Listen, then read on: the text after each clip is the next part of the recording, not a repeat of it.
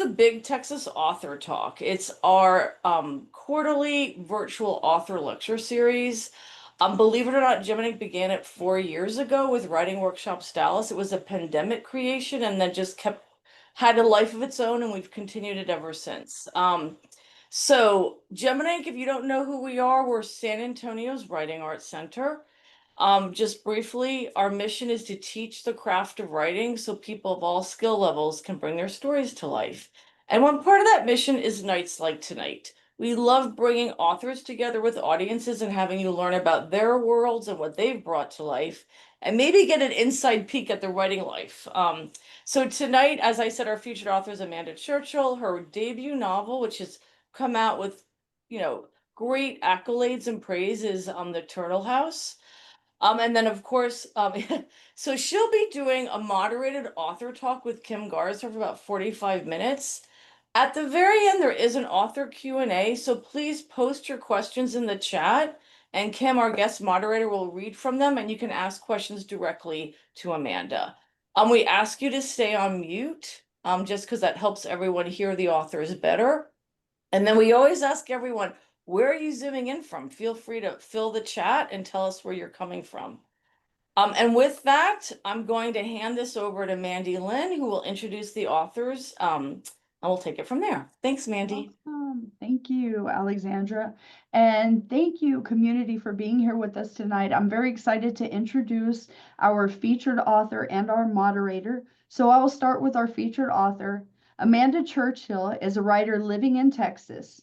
Her novel, The Turtle House, was inspired by the life of her beloved grandmother, a Japanese war bride. Her work has been featured in Hobart Pulp, Witness, River Styx, and other publications. Amanda is a Writers League of Texas 2021 Fellow. She attended the 2021 Community of Writers Workshop in Fiction as a James D. Houston Memorial Scholarship recipient. She has also attended the 10 House Summer and Winter Conferences, the One Story Summer Workshop, and Storyboard Chicago. She was a Fall 2020 mentee in AWP's Writer to Writer program. And here to moderate the conversation with Amanda is Kimberly Garza. Kim is the author of the critically acclaimed novel, The Last Karankawas, a New York Times Editor's Choice and an Indie Next Pick. Her stories and essays have appeared in Electric Literature, Texas Highways, Copper Nickel, and elsewhere. And she is a 2024 National Endowment of the Arts Creative Writing Fellow. She teaches creative writing and literature at the University of Texas at San Antonio, where she directs the creative writing program. And with that, I will hand it over to Kim. Awesome. Thank you, Mandy Lynn. Thank you, Alexandra. And thank you, Amanda. It's so good to be here with you. Yeah, thanks everyone for joining. And I'm looking at the chat to see if people are talking about where they're from. Amazing. Oh my gosh, Kuala Lumpur. Like, that's incredible. And San Antonio, where I am. Yeah. New York. I mean, we're like all over the place tonight. All over Kansas City. Thank you all for being here, for being with us on a Wednesday evening. And I'm delighted to be in conversation with my friend, Amanda Churchill, who is also a writer I so admire. And as far as, spinning off of that beautiful introduction, I will just note that Amanda and I have gotten the chance to get to know one another as fellow Texas authors. It's quite a group to be part of. I think that I feel very lucky to be part of this community. But also, Amanda and I are both alums of the University of North Texas's English creative writing program, which is fabulous. Shout out UNT. Yes. And so we have that in common, right? We're go UNT. Not at the same time, mind you. We didn't overlap. I'm very much older in time. Like, yeah. But no, a little bit before me. Yes, you're right. I wish we'd been there together. That would have been so much fun. That would have been fun. But we had, the experience is the experience. We have like mutual friends, mutual professors, and we get to shout them out whenever we talk about where we got our training from, where we learned from, where some of our people are, right? So, and you're still in North Texas, and I'm back in South Texas. So I am Texas, I should say. So in any case, I'm so thrilled to be here with you. And for everyone out there, this is The Turtle House, which is Amanda's debut novel, the first of hopefully what will be many. And I'd love, Amanda, if we could just start us off with, for anyone who hasn't read the book, no spoilers, but like, a brief synopsis of what you're going for, and also maybe the origins of it, right? Where how it's rooted with you and your history, but just kind of what drove you to write this and put it out in the world. Definitely. The Turtle House is very much a family story. It was inspired by the life of my grandmother, who was a Japanese war bride. She came to Texas, North Texas, actually, in the late 50s. And we were very close growing up, and I was just obsessed with her story and her life, and she never talked about it at all, which, really made the obsession even bigger. So in the novel, it is this from the point of view of a grandmother who's 60 or 76, her granddaughter who is in her 20s, and they're forced to share a room together in a very small town. Both have like kind of lost their way, lost their homes, and are trying to figure out what steps are next. And in order to kind of move on in life, they have to tell each other their deepest, darkest secrets. And so it's a fun intergenerational story. There's a lot of love between families in it. There are a lot of secrets. The grandmother has survived World War II, and a lot of trauma that has come from going from one country to another and losing her homeland. The granddaughter has gone through a lot as well, and it was wonderful writing it because I got to bring my own grandmother back to life in many ways, which always makes me happy when I still like even pick it up and read like a few pages from Mineko's point of view. I'm like, oh, hi, grandmommy, how are you? Um, I'm such a cheater. It's so easy to have a character like Mineko when you have a grandmother like I had. She was feisty and tough and loud and mischievous, and she was hilarious. And that was kind of the reason I adored her so much. She just said anything could fly out of her mouth at any time. And it was not until later on in her life and then later on in mine. In fact, I was pregnant with my first child when my father asked me to go out to her house and interview her and get her life story. And he had claimed that he had talked to her and that she was ready and that I would not be laughed off the front porch and that we would have this wonderful story to share. And lo and behold, the man was right. And I started going on Sundays and hanging out with her and just sharing in this beautiful time that was like half like, oh, these are great stories, and half of her just like telling me to go change the kitty litter, like it was it was half beautiful and half just me doing chores. Those are the And best kind of conversations with your, yeah, well, and honestly. she would talk for a while and then she'd get really quiet and just kind of go into her shell, and she'd turn on her TV, and we had Japanese satellite television shot into her home like 24/7 all the time. And so because of it, her English language skills were slipping a little bit because she was just listening in Japanese all the time and loving it. And we would watch sumo wrestling in the afternoons together. I mean, just to be like, I'm tired of talking to you, let's sumo. Yeah. And it's an acquired taste. Like not everyone, I'm still acquiring it actually, but it was fun hanging out with her and listening to her swear in Japanese is fabulous. So that's a little bit about how the book got started. After she passed in 2014, I missed her terribly, and I think I was, just postpartum, and I just was sad. And I thought that maybe to make myself feel better, I would just open up the notebooks I had and just kind of write out her story, like third person, see where it goes.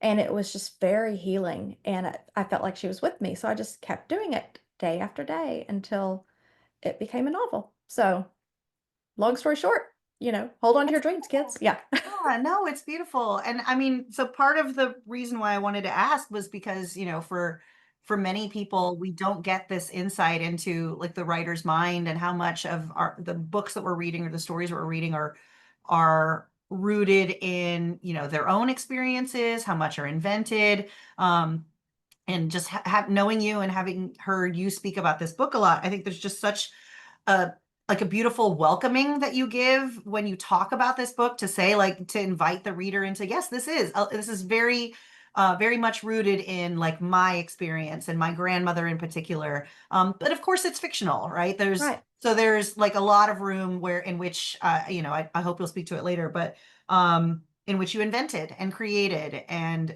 made these characters their own people while they are also rooted in in yourself and your grandmother and in the people around you and your family, right? So I love hearing you speak on that a little bit. And as someone who also comes from an Asian family, my mother is from the Philippines. Like every family member had Filipino TV streamed into their house. So Oh like, yeah. yeah. So I'd walk into my grandparents' house and they'd have to remember how to talk to me in English because they'd been watching like Filipino game shows for like, For hours and yeah, hours and weeks. hours. Yeah, without Yeah. speaking English. So yeah, it's good times. I was like, Asian TV is a trip. I should really start streaming it. Like that's what YouTube's for, I think. I think Um, so. but I'd love to start us off. So thank you for that. I want to start by talking about like the two main characters. So you've got Mineko, the grandmother, and Lia, her granddaughter, who is a fresh out of college and like in the working world now, has had her own bits of trouble happening with her career as an architect, and she's come back home to have this conversation with her grandmother and to hear her story. And the book is written for anyone who's read it. It's written in twin timelines, right? So twin perspectives that are kind of paralleling each other, right? You're alternating between them as you read. And can you speak a little bit to how you approached writing those two? Like, was it always from the beginning going to be both of them? And along the way, when you found out it was going to be the two of them, like, did you write, Mineko's throughout and then Leah's and kind of intersperse? Like, how did you approach that? Yeah, it was kind of a hot mess trying to figure out what I was doing. For a long time, for at least 2 years, I really thought it was just Mineko's story. And I just kept on writing from that perspective. But when there were times in the present being the 90s, I was like, she needs kind of a buddy to hang out with, like, someone to kind of run around town and talk with, because it was just her rattling around by herself. And I was felt like she was very flat. So I was like, well, I just started trying out characters. It was like a dating show. So I threw in all these different characters in the scene, just kind of like leaned back and saw what happened. And her own kids, when those conversations started to occur, I noticed that they would delve back to their own childhood. And I was like, no, that's not it. It's not about you. And so I'd kick them out of the scene, and I tried a sister-in-law character, and it she didn't understand enough about Japanese culture to make it work. And so Leah was actually taken from a short story. I'd written a short story where there was a grandmother granddaughter character, and the granddaughter is forced to stay with her grandmother for 3 months over the summer while the normal caregiver is visiting family. And it's a very difficult relationship, but I loved this granddaughter character and I thought she was hilarious. So I was like, okay, let's see if she works out. And as the minute I put Leah in, um, it just kind of everything started opening up. It was like I started learning more about Mineko in 1990, what she felt like, what she was like, and then by extension, Leah started talking about her own life, and then before I knew it, I had two characters that were just equally big on the page, and I had to make some decisions. And so for a while, I was like, I decide not to do anything about this, and I was just being a punk about it. And I thought that I could just keep on going. And everyone around me was like, you know what? I think Leah's like a bigger, maybe we should pump her up. I'm like, nope. And then you're being She is, stubborn about it. Like, I no, you're know, wrong. so I'm stuck. No, right. she's just a helper. She's just like, the side, she's, wingman. Yeah. Um, and eventually I had to, face the music and make Leah her own person and give her enough space to really develop her story. And when I did, once again, the novel took off again. So I think that's the thing about writing is whenever I get in a situation where everything is just very stymied and it stops and it feels like an old puddle outside just getting stagnant. There's usually Mm. something like that I need to do, and I'm being very difficult about it.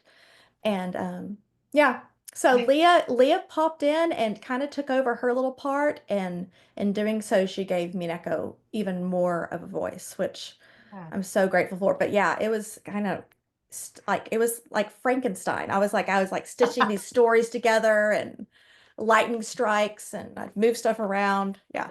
I know, I love that. I love the idea of the like the dating show, right? Like you're trying out characters in this role. Like Hmm. who's gonna fit the bill? And it's always, I mean, at least I've found it's always the one that you're kind of hoping it's not Yes, them. You're I like, did but I not. don't want to write that one, or they're gonna be Uh-uh. too much work. Like, oh no, Leah's like got problems. Leah's an architect. Like, what am I gonna do? But of What? course, it's it's going to be the one. And like the stubbornness I totally get, because I feel like I'm so resistant when a lot of people tell me to do things and I'm like, no, it's not that. No, I'm right. And then you're at a certain point, you're like, well, crap, I guess you're all right. Yeah. I would have to look at, I was like, I would have to really look at myself if I'm going to write this character and figure Yeah, out, and I did not want to do that. I was like, I'd yeah. done therapy. No, We're not touching. uh-uh.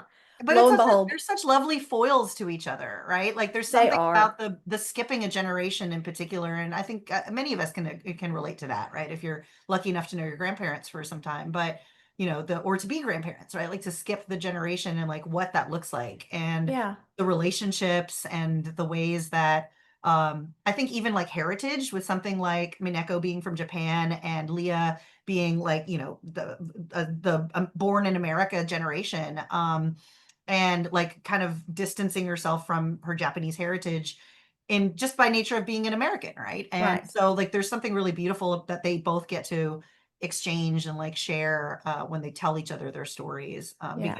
because as you said, like Leah has to reveal some things to Mineko too. Uh, Yeah. I think it's really common in immigrant families, actually. And yeah, I've spoken to a lot of friends who um are like me, that their parents were born in a different country, but they came when they were young, and my father and my aunts became super Americans. That was the whole goal. That was the game plan. That was how yeah, they were going to fit in and be okay in a small town. And because of that, I think us cousins, all of us wanted to know more about Japan and more about our culture and more about our heritage and why do we not speak the language and why do we eat this? Why do we do this? And right. my grandmother was like, oh, it's too much. You can't explain everything to you, right? No. And my dad and my aunts were like, do you really want to know this information? So it is kind of like this a voyage of discovery that I think a lot of kids like myself have gone through. So Yeah. it's kind of nice. No, it's beautiful. It's told so well in the book, like the exchanges between the two of them, and kind of what gets shared. But I think also we get the reader gets the privilege of seeing from their point of view, as they move through their world too. So we get to know some things, Hmm. that they've experienced and that they eventually share with one another. So I wonder if you could talk about the research that you did in this book. So just to touch on, there's a lot of Yeah. research, I'm sure, in this Yeah. book. So like you've got World War II, you've got Japan, Hmm. World War II era Japan, right? Like all that Mineko goes through while she's there, in different stages of her life. And you've got, post-war Texas, like, rural Texas. You've got even Leah, like we had to go back to the 90s, and Leah's an architect in this world that felt all of these worlds felt very real to me. And I wonder like how much, how did you approach doing all the historical research, doing like the career research, making these characters and the stories that they're telling that we're walking through with them come alive, like in the really beautiful way that like fiction does.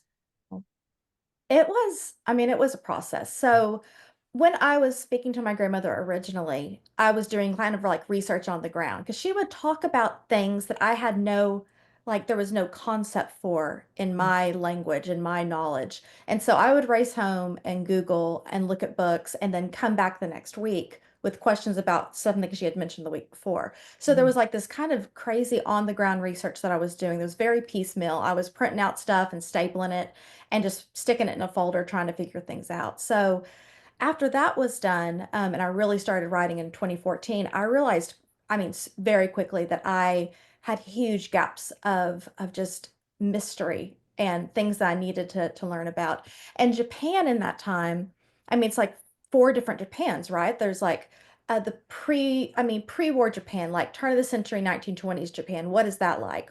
Which was different from wartime Japan, which was very different from occupied Japan, which is very different from the Japan that cropped up in the 80s and 90s. And so it was a variety of wonderful books. I really tried to look at where the research was coming from. I tried to look at books that were written in Japanese by Japanese people and then translated so that way I could like have a different view and then compared it to historians from the United States that were talking about the war. And I was a journalism major, and our my professor would always say that like the truth is always in the middle there somewhere. Like always hear both sides so you can kind of go down the center and like with a razor blade find it. And that was my goal with that kind of research. And then as far as like what life was like on an air base, I found a wonderful Facebook community that of people who had lived on Tachikawa Air Base in Japan and all of their memories, and they were just constantly posting all like it's like it was a wealth of research, newspaper articles and pictures from annuals and pictures from school dances and Christmas parties and what the base itself looked like, what the homes looked like, and I mean, it was so much easier to construct at least that place from that research than if I had just made it up on my, because I was terrified. I was like, someone's going to read this and go, I was there. This is Yeah. wrong. And Yeah. I There's always was that just, fear in the back of your mind, right? oh, They're it going to be was, at that reading and they're going to stand up in the and back. some guy's going to stand up with a It's not a cane question. and I have a go, comment. yeah, Yeah. yeah. You And I did was like, this wrong. oh. So I was so careful to construct that to the very best of my ability. Yeah. So yeah, it was a lot. And as far as Leah and an architect, she originally was a journalist because I was like, oh, write what you know, right? So I can do Yeah. that. And quickly I realized she needed a different gig. And I'd always wanted to be an architect, and I had some dear friends in college who were and had gone through architecture school at Texas A&M, and I'd watched them from the outside, just the way they just burned it down to the ground every single day. Like, I mean, what they went through to get through that degree program and the lack of sleep they encountered, it was terrifying and fascinating. And I was like, they must really love this stuff I'm a journalism major. I'm going to bed at 11. Like, Yeah. We're good. y'all aren't sleeping at all. Um, and so I just had to do a lot of research that way. I went back and talked to friends and what was it like in the 90s? Because, I mean, architecture schools changed dramatically because from that time, a lot of people were doing things by hand, and it was the very beginning of AutoCAD, Mm. the very starts of computer programs that could do a lot of the work for them. And so that was interesting to me that not only is Leah going through this thing where she's growing up and she's out in the real world now, even her degree is changing in front of her. So yeah, Yeah. it was And fun. it has a nice, I mean, of course it does, right? Because it's this world, other than just being like a world and a career that Leah is living, that it is so immersive and is so much part of who she is, and it's deeply affected her to the point that she's gone home, right? And Hmm. kind of left it behind, and at least temporarily, to have these moments with her family. And but also has this really nice symmetry because, as the title says, like there's a very important house to Mineko in Japan that, Hmm. when she speaks of it, like Leah can interpret it and talk about it and think about it as someone who deals with like structures and buildings, right? So Yeah. I just think that's so beautiful, and it's not really something that, in a lot of ways, I think that it's a twist that I don't know if I would have recognized as a writer. How much of me being stubborn would have been like, no, I was a journalist. I'm going to make Leah a journalist. And then at a certain point, like letting the characters become who they are and letting them serve the story in a way that maybe we hadn't anticipated, or that we can't force them. One of my favorite things to talk about when I talk with my students, or like with people who are avid readers or writers, is just like the ways that our characters become their own people, and how sometimes annoying it is when they act up and they do other things, and you're like, no, I wanted you to be here, and they're like, no, I do this, and at Right. a certain point we have to just let them do it, right? They become But their own even people. then, like, I don't know. I think I'm so at this point in my life, I've lived a lot of little micro lives, Mm, like little experiences, things that I thought I would do for a living but didn't, that and just little obsessions through time that get to pop up in these characters too. So it's kind of nice that they're doing their own thing, but even like the seed of their own thing is something that was my thing just for yeah, like 5 minutes in there. So yeah. I mean, eventually I'm going to Live run out of stuff. vicariously through, yeah, we get I to live through know. them. I'm going to have to keep doing weird stuff in order to keep writing things for my characters to learn about and Yeah, be. I think So, so. I love that. Yeah, well, I love hearing you speak to this. I wonder if you can talk about, you know, I mentioned this a little bit earlier and you spoke to it a little bit, but maybe diving in a bit more. But this is a book in particular that really does tap into like personal experience and like mhm. personal history, characters that you know and feel really deeply about. And I'd love to hear you talk about what the challenges and maybe the joys were, like both of them, of writing like fictional versions or a fictionalized account, writing a book of fiction that's really deeply based on people who are meaningful to you, or like experiences in a family history that's meaningful to you. Like where did you kind of draw the lines of, but I want to be true to this part, or where did you have to let it be created, right? Like where did you have to be the writer and kind of shape it the way you wanted to? Yeah, Yeah. where were those places? There were definitely times in the story that I was like, oh, but you know, you kind of get attached to things. You're like, okay, this is how it was, so it has to be this way.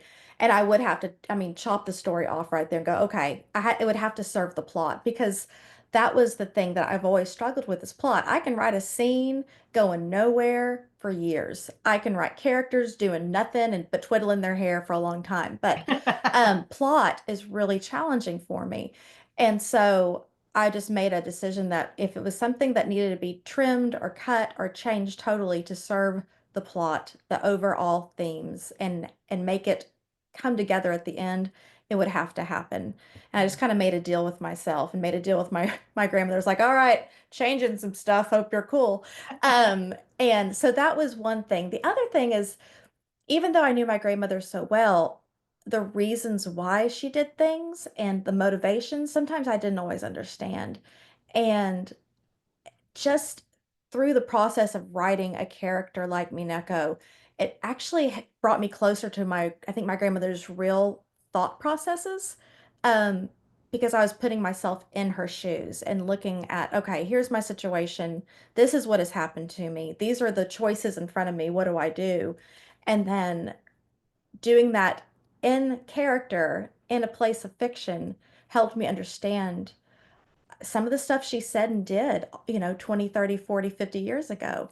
And so it was kind of it was fun and I mean there were many times that I cried because I realized that I had maybe misjudged or misunderstood and it was lovely being able to make that kind of peace and connection. Um, yeah, there are parts of the story in my family story that's not included at all because I didn't feel like it was my right to tell that part, or it didn't serve the overall tale, or it just made it so big. That telling a family story, it is so big, and there's so many parts of it that I really had to trim away and just make sure that I was staying in that main vein of Yeah, um, Mineko and what she went through yeah, because oftentimes I would trail off and go, okay, and then this character had discovered this because of this experience that she had. And I mean, I was off in left field, not, just give me a few paragraphs and I'm there. It was a challenge. yeah. I mean, and especially when you're tapping into something like a family history, right? Hmm. Like, is this going to be like a pachinko level saga, or is this Right. like, or not, right? Because at a certain point, you've got to kind of push away the like the rest of the context, all of the rabbit holes, Hmm. all of the threads that could be included, but like what, as you said, what serves the story, and the story, at least for me, of course, because I've read the finished product, is Mineko and Leah's stories, right? It's there Right. too. I think even the choices to let that middle generation of her father Hmm. and her aunt kind of fade into the distance. They're present for sure, and they have Yeah. their characters and they're living and breathing and they have stuff to do and things to contribute, but it's not.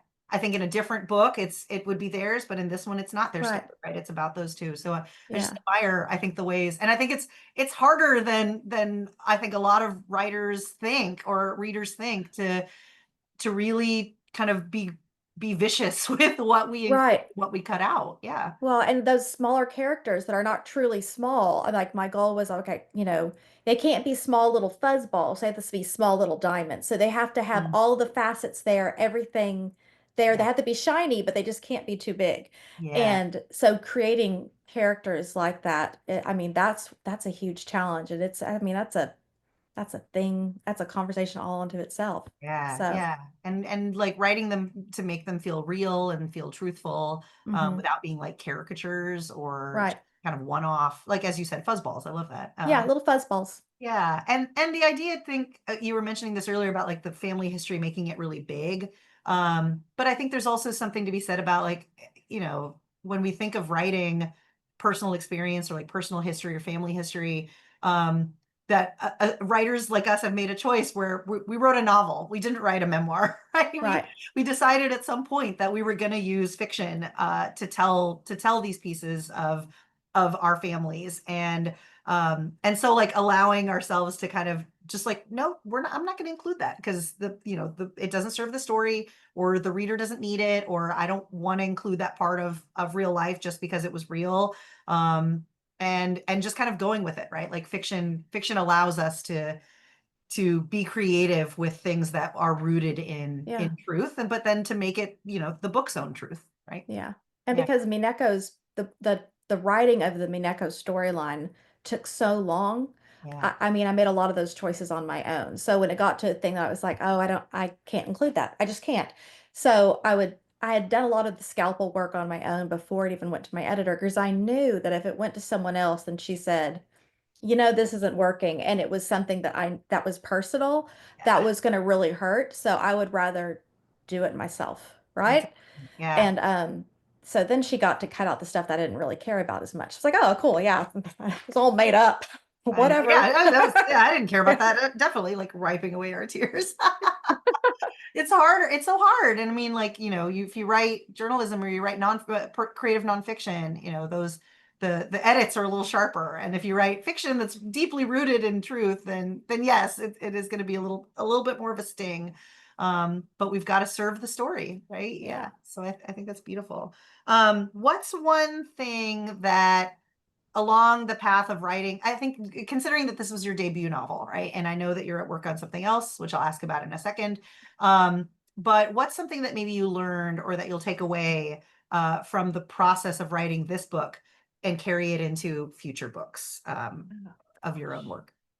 You know, the main thing is that I can actually do it. I think that is the main lesson, is that even as I've been working on the second one, there have been times I'm like, oh my gosh, what if the first one was a fluke? Mm, And I really don't know what I'm doing. And I've had to talk myself down many times, like, okay, you did it. Remember, you thought it was a fluke before. You thought it wasn't never going to work out before. And I've just had to, like, seriously talk myself and give myself some confidence. Like I sit down with myself like I'm my own kid. I'm like, all right, I mm, know you're concerned. And so there's like split personality occurring then. I think also just being uh being cool with not knowing. mm, There's a lot of times that I really like to force myself to know the answer when I'm writing something. Like, come on, let's finish this. You should know. And I put a total foot in my own back. And I've learned to like relax about the not knowing and be okay with leaving something that's not perfect on the page and moving on with the faith that when I get back to it, I'll know more. And I think that I've been softer with myself with this second book. And I'm hoping that I can continue that on, because I think that's like almost like a life lesson. I've always been very hard on myself, and I'm learning to like do things softer and more gentle, and um, you know, not expect the perfect answer the first time around. mm. So I Yeah, think that's something that, if you're a perfectionist like me and you're listening to this conversation, just give yourself some grace, yeah. You'll get I the love answer that. eventually. No, I love that, the gentleness that you're giving with yourself too, that kind of took the hard turn. I mean, you deserve it right after being really hard on yourself to push yourself through the first one, but I also love like what you're saying too about like trust and trusting yourself a bit more the next time around and trusting the process. a bit Mhm. more, because you're right. Like in that first initial one, we're like, am I doing anything? What is this? Right. And then if we're lucky enough to hold it in our hands and like see it on bookshelves, we're like, okay, well, that's my only one, I guess, clearly. Like Yeah. it was just a one-time thing.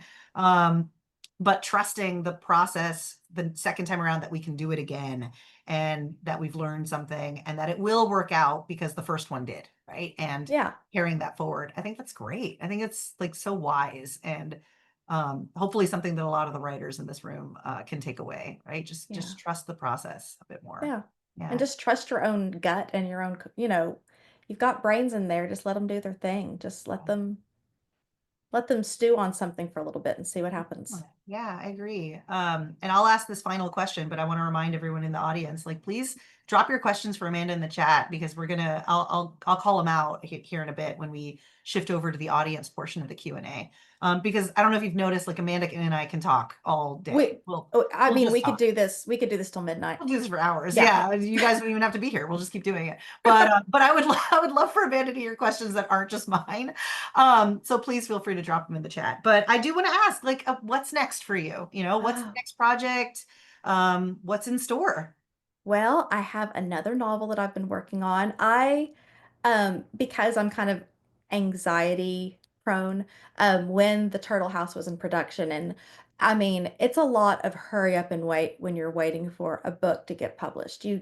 I mean, it's a lot of like refreshing your email and hoping that someone emails you back about the one thing you talked about 2 months ago.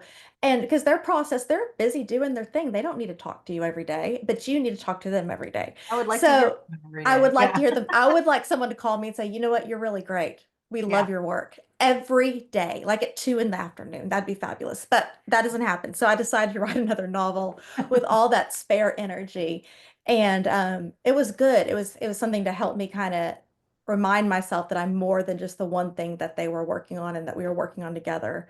I could be something else. And so started working on a book about well, it's about religion, it's about the Great American Dust Bowl, it's about faith and what happens when leaders that are not goodly or godly hop into a church setting and take over, and Mm, what does one have to do, and what is expected of people. And so yeah, it was just a really interesting story. It sounds like a total like turn from what I've done, but it's still historical, and it's still strangely enough a little bit of my other grandmother's story. And so if you're keeping track at home, that's two grandmothers, and I've got two of them, so all I'm right. out of grandmothers. What are you gonna Um, write for that? You gotta no, I'm going to steal shift other over to people's grandfathers. grandmothers. Yeah, or go to grandfathers. Yeah, I'll do that. Then great aunts. We'll just kind of keep on going out there.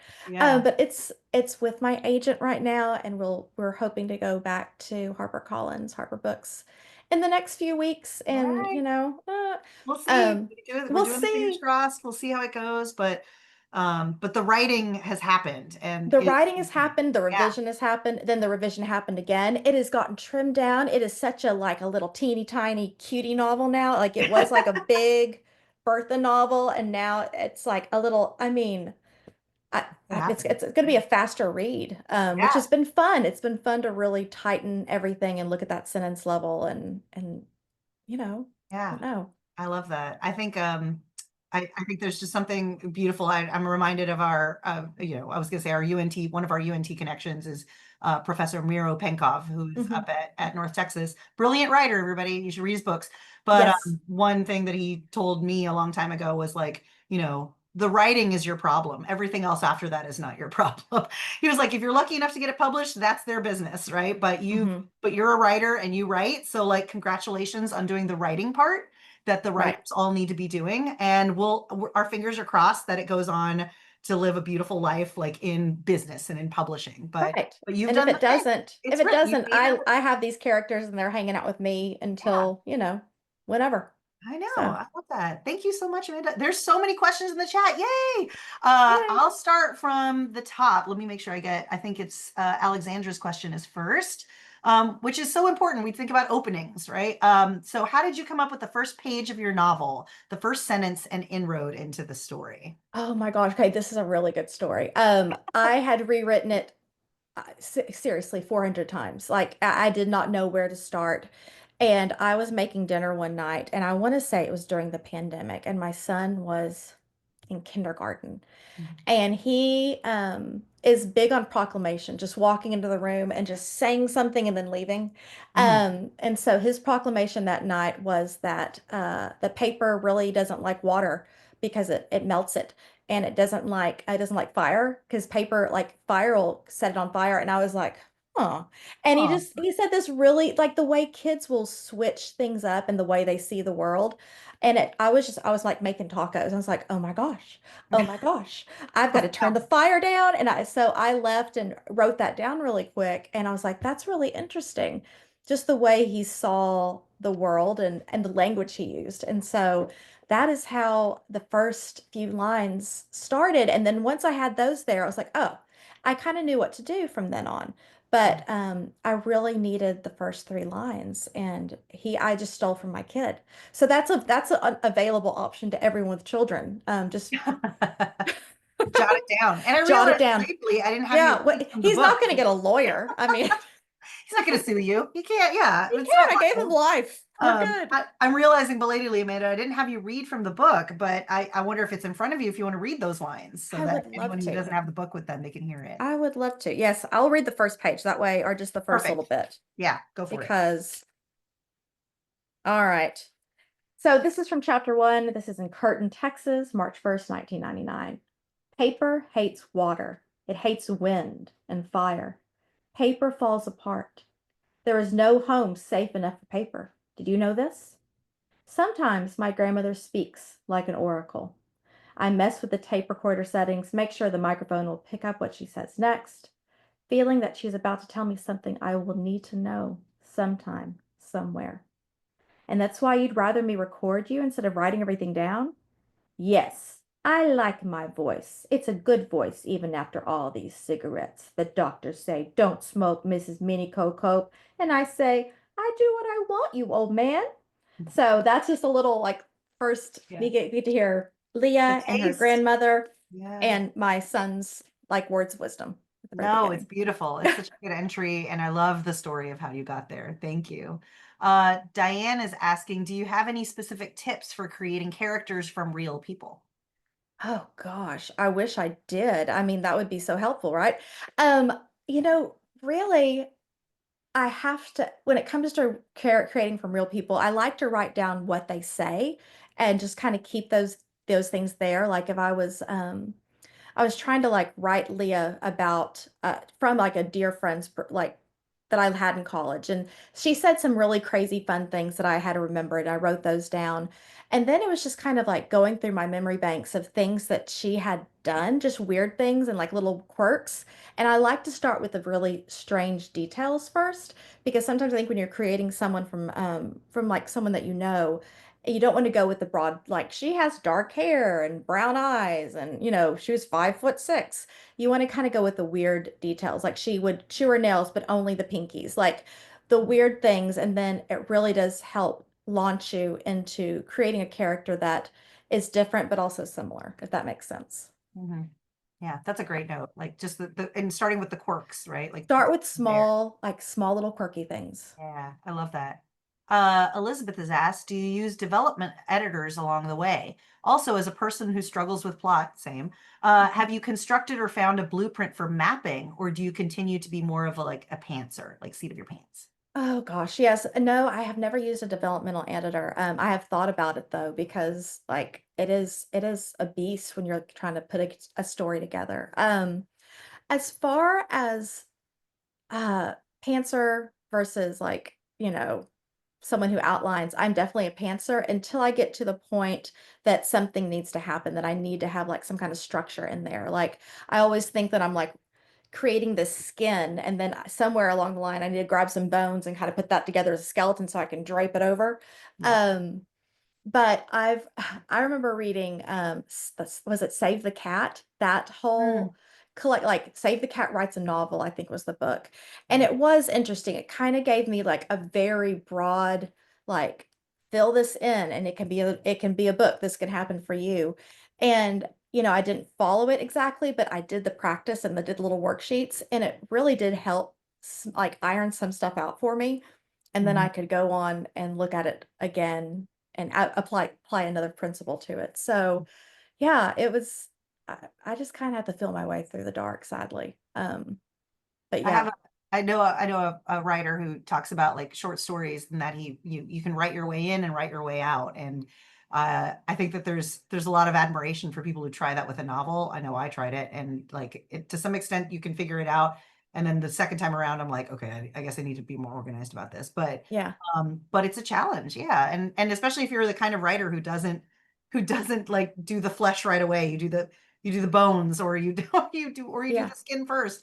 Um, yeah. like That's so grotesque. gross. I'm So totally like skin first. I was like, I'm realizing that our metaphors are really kind of They're gross. really Like, gross, but it really makes sense. You're gross. like building a body, and the way we go about it is very different. Every author it's very personal. Yeah. Um, Diane is asking, what role did pictures and visual images play in creating this book? And I want to further that by asking if you want to speak to your cover at all. Oh, yes. Okay. So, first visual images. I have just a treasure trove of photos from Japan, from my grandmother growing up, my dad and his sisters. And so I did look at those quite a bit. And I'm a graphic designer. So it's like, looking at photography and just visual imagery is something that it's just second nature to me. But what I love to do is I would love to pull these photos up on my big old screen and not look at the people, but look at the backgrounds and try to figure out where they were and like the trees and the landscape and what kind of car was that. That was so much fun for me and just kind of set the scene. And I went down a lot of crazy bunny trails just trying to figure out like what kind of tires were on a Jeep in 1942 and where were they made? Like weird stuff. But It's a some of the great weird note, like zooming in on the background of these photos. yeah, Getting it was so much Mhm. fun. I felt like I was like totally stalking like Yeah. old pictures. So that was one thing that I love to do. And as far as the cover is was so much fun in that HarperCollins was going through a strike um when my book was in production. And so the graphic design team was on the picket line and so therefore not designing any covers. And when the strike was resolved, thankfully for the hardworking people at Yeah. HarperCollins, they got what they needed, Woo. Yeah. which is lovely. They had a backlog of books, and mine was in that backlog. And so I get this very like harried email, like, here's your cover. Hope you like basically. And this was Sure. the cover. And Yeah. except the weird thing is that the house was different right down here, and it was a shack. It was like a shack is a nice word for it. It was worse than a shack. And I was like, oh, what do you say? Like, that's not right. And so I complained a little bit nicely, and they put a much nicer house on there, but it was like a fancy like mansion with Grecian columns. And I was like, no, that's not. Yeah. And I was freaking out. So I called my Aunt June, who is my grandmother's second daughter, and she is an artist. And unbeknownst to me, for years, she'd been going all around Wise County and Denton County. And every time like a big master plan community would be put in, some of the original farmhouses, she would drive by and sketch them really quick before they bulldozed them, because she knew a lot of the people out there and knew that they might want like some kind of remembrance of their family home. And so she had a stack of cool old Texas ranch and farmhouses. And she was like, oh, don't worry. Let's just figure this out. So I took pictures and I vectorized, found one that fit, and did the thing you're not supposed to do, which is I mocked up my own cover and sent it back to the graphic designer. I don't know. And Yeah. and here we are with And the that's cover. where we are. So Yeah. I don't know if they're ever gonna, I mean, I guess they like me still, but yeah. It's a beautiful cover, and you stood Thank up for you. yourself, right? And probably Yeah. helped them out. They were, as you said, very I hairy. think they were like, fine, just go. I think they were Yeah. tired. I love it. I love that. And I think it's such a good detail to talk about, like when you include how much you loved like images and using them, and like the beautiful homage to your family, like on the cover of this. Yeah, she has like a little blurb in the back, like, Yeah. has her name in there. And at my book launch, people came up and she was signing the book too. It's a twofer. The illustrator, right? The cover Yeah. art. Barbara has asked, were there any family stories included that you had to walk carefully with? So ones that did make it into the book. And if so, how did you get family members buy-in? You know, uh, I mean, there is a lot. Yes, the character of James, who is Mineko's husband, who's a soldier. He's not a nice guy, and very similar to my own experience. My grandfather was not a nice guy, and I was a little worried. Mainly for people that did not know what he was like at home. I mean, my aunt and my father were like, "Go for it." You know, they had gone through so much trauma with him that they were okay with me being honest about what kind of man he was. But like as people who are often abusive to families, a lot of times the people in town don't know. And a lot of times they're adored for different reasons. And that was my situation was my grandfather was someone that I think some people would remember as a great man, Yeah. but they didn't know what was going on at home. And so I was a little concerned about that, but I mean, and I'm living in my hometown that all this did occur in. Yeah. So no one has said anything yet. Maybe people knew more than my family knew. Maybe everyone were like, "Oh, he seems okay, but he seems a little sketch." Well, maybe that was the truth. So I don't know. That was something that I really had to think about and test out. I let my aunt and my father read an earlier version and got their blessing. But yeah, Yeah. No, I mean, I think even that gesture, right? Like somebody that they were closest to, I guess, in right. theory. You did have them read it and Yeah. get got their blessing. So I think that's beautiful. It's tricky with these things, and every author approaches it differently, I'm sure. Yeah. And this last question that I can see is switching gears a bit. How long did it take you? This is from Elizabeth. How long did it take you to get an agent, and how many rejections did you receive before you got your agent? So Oh anybody out there in the gosh. audience who's thinking about the agent search, yeah, let's talk about rejection. It's you Rejections at know, every stage, honestly, but yes. it's it I had a lot of rejection earlier on, like applying for things and not getting it, applying and applying and applying. But I was very lucky with the agenting process because I had gone to so many workshops over the summers and met so many people along the way for such a long period of time. We're talking like 8 years of flying out to Tin House for a week or whatever and trying to make friends that by the time I was ready to query, I had a really good list of at least 10 people that I knew that would remember my name, kind of, maybe, and that I was comfortable reaching out to. And so I did that. And of those 10, 7 got back to me. And so I was really lucky to have those conversations in that way. But I think a lot of it is because I did so much legwork ahead of time Mhm. and for such a long period of time. And I was like a total cyber stalker. If like an agent and I met at a conference and we had a few good moments, I would just follow them and like their posts and keep up with them and what their books were. And if they were promoting one of their author's books, I would read the book and take a photo of it and go, "Oh yeah, that was really good." I mean, I was doing all the crazy background legwork and I feeling like a weirdo at the same time doing it. Like, I hope this is cool. But Yeah. at the end of the day, I was like, well, what's going to happen? I'm out here in the middle of Keller, Texas. I mean, if someone's going to call me crazy, then I guess they can. I mean, they're going to have to find me I first. mean, these are our options, right? Like as far Yeah. as the it's the hustle and it's a game Yeah. and it's an industry. They're getting if you're on the hunt for a literary agent and they're at a certain level, they're getting queries like night and day. And so you've got to Hmm. figure out the ways to get a little bit of an edge, get your query letter not immediately dismissed from the queue, Right. and so I think those small strategies, I think if you're lucky enough to do a lot of legwork, to have maybe those small personal connections. Hmm. But yeah, all of that matters, I think, It if does. you're And lucky enough. now we can do so much on Zoom. Like a lot of my Yeah. searching came during the pandemic when everything was shut down and suddenly I could go to everything. I could Yeah. go to everything from my own little office and where before it was too expensive or I couldn't get childcare or I didn't have the time. I suddenly could make it happen. And so even virtual conferences are fabulous just for that one reason. It's so So true. Yeah. And there's one more question, I think, from Janet. Do you usually experiment with different POVs when you begin a novel, or do you already have a clear idea of what it should be? I never have a clear idea of POV. That's another thing I struggle with, POV. And I'll watch the same. Rebecca Mackay did a talk about POV at Tin House, like, I don't know, six, Mm. 7 years ago. And I'll rewatch it every time I'm struggling with POV. It's like on their website, and I will rewatch it. And I don't remember everything she says each time. Like, that's how dense and complicated, and I'm so scared of POV and messing up that my brain kind of like turns it down and gets freaked out. I don't know. But no, I'll try different points of view and like different points of telling. Like, is this person telling the story from, 40 years in the future, or are they telling it 4 minutes in the future? Like that kind of stuff.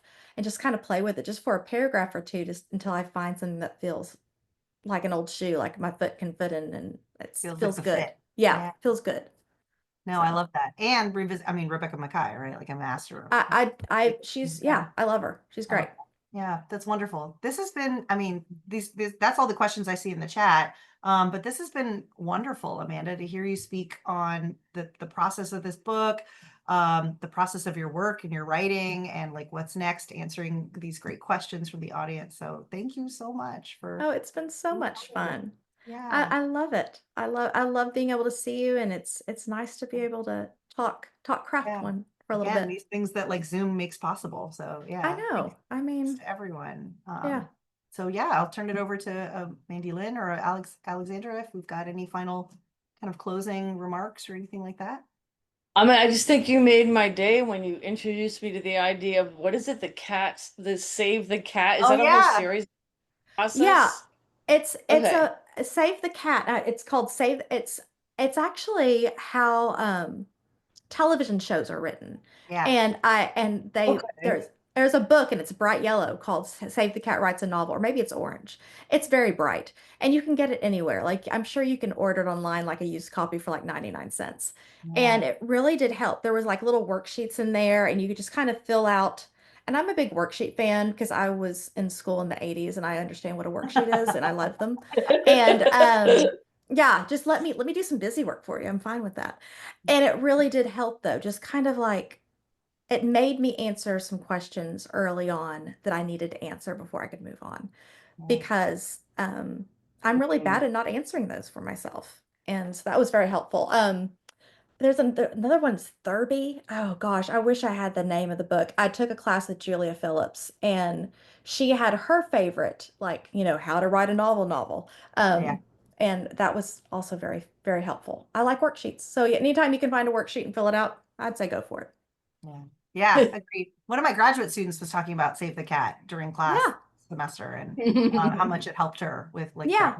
short stories. And so Yeah, just kind of like something to demystify the process a little bit, because we get so in the weeds with all of our craft talk that we almost make it harder for ourselves, I think, sometimes. yeah, yeah, this is great. Well, No, this was wonderful. I just found so many gems of wisdom, and it was funny, and I personally loved it. So thank you so Thank much for you. this just wonderful, really engaging talk on the writing life. And I loved your story about the first line of your book, Amanda. That's pretty classic. I mean, a great I one. just you just grab where you can, like just take inspiration wherever it hits you. So, Yeah, it's a great point because you never know where it's gonna come, right? no. But everyone, please read The Turtle House. Please, it's a beautiful book. Follow Amanda on Amazon or wherever you would like to. I did link her website above. I also linked Kim's website, who's also an amazing Yes. novelist herself. Thank you. I even linked Save the Cat. I like links, Yeah, everyone. you But were on Yeah. top of it in this chat, Alexandra. I Thank know. you. And please follow on Instagram. I always I mean, it's not oh, always about books. A Instagram, lot yeah, of times it's about what I'm making for dinner and my dog. So, yeah. That's fun too. I know. Yeah. Thank you all But so thank you much. so much. This was really delightful. Our next Big Texas Author Talk is now 3 months quarterly. In September, we will announce the author shortly. Just keep following us, and thank you, Amanda and Kim. This was great. Yeah, it Thank was really you. nice. It Thank was you for great having us. having Thanks everyone for joining it. us. Thanks, Gemini Inc. Bye, Bye, y'all. Amanda.